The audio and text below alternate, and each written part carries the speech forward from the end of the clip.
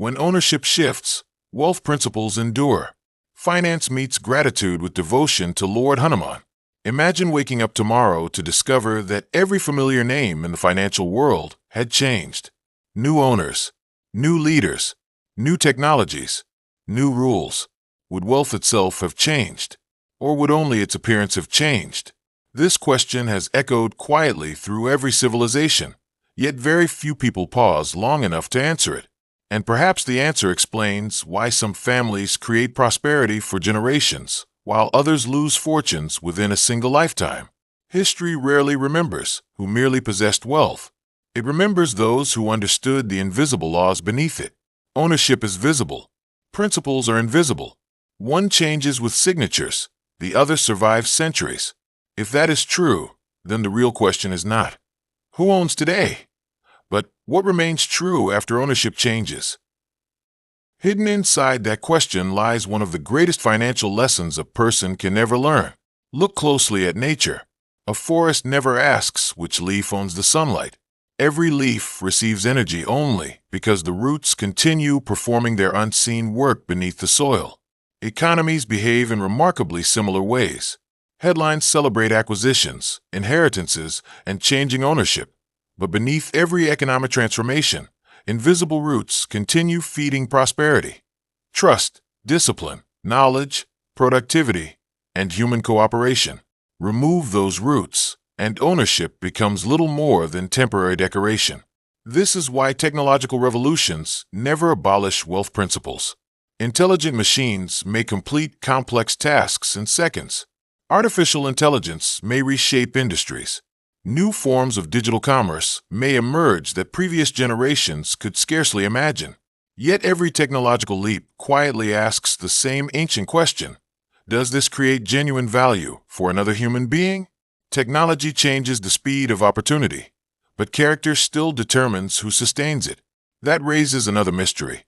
If principles remain constant, why do so many intelligent people lose wealth whenever the world changes? The answer lies not in economics first, but in psychology. Human beings naturally become attached to certainty. The brain mistakes familiarity for safety. When ownership shifts, fear whispers that security has disappeared. Yet fear rarely examines evidence. Wisdom does. Notice what financially resilient people actually protect. They do not merely protect money. They protect judgment. They protect emotional discipline. They protect the ability to think clearly, while everyone else reacts emotionally.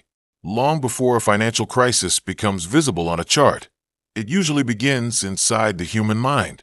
Panic sells the future to protect the present. Patience quietly purchases tomorrow, while others are distracted by today. This pattern has repeated throughout history. Great civilizations expanded not because they accumulated the greatest treasures, but because they cultivated trustworthy institutions, skilled citizens, disciplined education, ethical trade, and long-term thinking. Once those invisible foundations weakened, visible wealth gradually followed. The collapse rarely began inside the treasury. It began inside human character. Perhaps this explains why genuine financial education looks surprisingly different from what many people expect. It is not primarily about predicting tomorrow's market. It is about preparing tomorrow's mind. Every book you study, every skill you refine, every habit you strengthen becomes invisible capital. Unlike temporary ownership, invisible capital compounds regardless of changing circumstances. Even when external opportunities disappear, internal capability continues generating new ones. Now consider something even deeper. Cash flow is often described as the movement of money. Yet beneath financial flow exists another flow that receives far less attention: the flow of trust. No transaction survives without confidence. No partnership survives without integrity. No economy survives without cooperation. Money simply measures value already created through human relationships. When trust expands, opportunities multiply. When trust collapses, even enormous wealth struggles to remain productive. This is where gratitude enters finance in a profoundly practical way. Gratitude is often misunderstood as merely an emotion. In reality, gratitude transforms perception. A fearful mind sees only scarcity. A grateful mind notices resources, relationships, skills, and opportunities that fear completely overlooks. Two individuals may possess identical financial resources, yet gratitude allows one to recognize possibilities invisible to the other. In this sense, gratitude becomes an economic advantage before it becomes an emotional experience. Modern neuroscience offers an interesting parallel. The human brain constantly filters enormous amounts of information, selecting only a tiny fraction for conscious attention. What we repeatedly appreciate, we begin noticing more easily. What we repeatedly fear, we also notice more easily. Over time, attention shapes perception, perception shapes decisions, and decisions shape financial outcomes. Wealth, therefore, grows not only from external investments, but also from disciplined attention. This insight explains why minimalism is not simply about owning fewer possessions. It is about reducing unnecessary mental noise. Every unnecessary attachment consumes attention. Every unnecessary comparison drains emotional energy. Clear thinking becomes increasingly difficult when the mind constantly measures itself against temporary appearances. Ironically, people who become less attached to ownership often become better stewards of it. The Bhagavad Gita quietly illuminates this principle through karma yoga. Perform your duty with excellence, yet do not become imprisoned by attachment to temporary outcomes. This is not an invitation to become passive. It is an invitation to become unwavering. Excellence remains under your control. External ownership never fully does. When effort becomes disciplined rather than emotionally reactive, wisdom begins replacing anxiety. What then does Lord Hanuman reveal about wealth that balance sheets never can? At first glance, he appears to be the embodiment of extraordinary strength. But look more carefully. His greatest power was never physical. It was mastery over himself.